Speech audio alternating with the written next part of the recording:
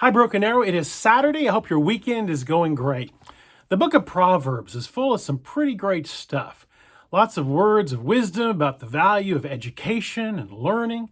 Lots of advice about staying away from foolish people. Proverbs chapter 30 is an interesting chapter. The whole chapter is credited to a fellow named Agur, son of Jakeh.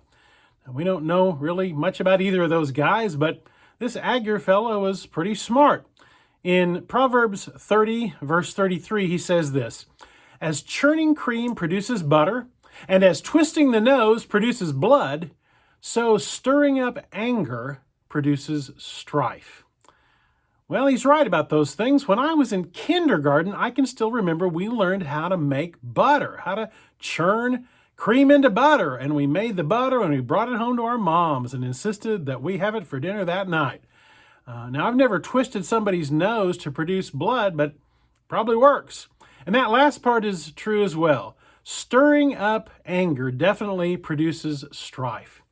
It's really interesting how our culture reacts to a worldwide crisis, how this impacts our world. On the one hand, we see the incredible response of everyday heroes.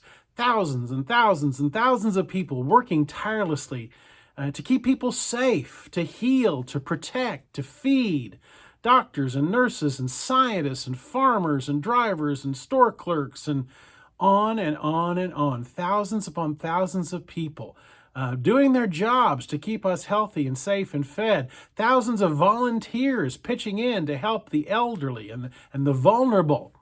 And amidst all those thousands of people pulling together all around the world, there are a few people that the Bible calls fools. People trying to turn this battle against a virus into a political fight against each other or a conspiracy. People just being hateful to each other. People who proclaim that they don't care about anybody else's health or safety. The Bible calls those folks fools.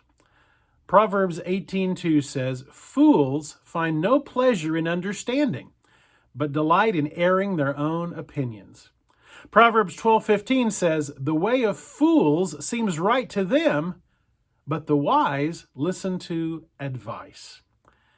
Let's all keep listening to the advice of the people who have medical credentials. Let's continue to lead in all of our conversations, whether it's in person or online, to lead with grace and patience and wisdom. Let's make sure that we are part of the solution, not part of the problem. Now, please plan on joining us tomorrow morning for worship at 10 o'clock on Facebook or YouTube. It is Pentecost Sunday tomorrow morning. We're going to be celebrating that. We want you to be a part of our online congregation tomorrow morning at 10 o'clock. And also remember, we're 2 weeks away from the kickoff of our virtual Vacation Bible School, our QBS, Quarantine Bible School. Go to our website and sign up your kids or grandkids or neighbor kids. Sign them up for that today. It is going to be something unique and special and cool. We want your kids to be a part of that.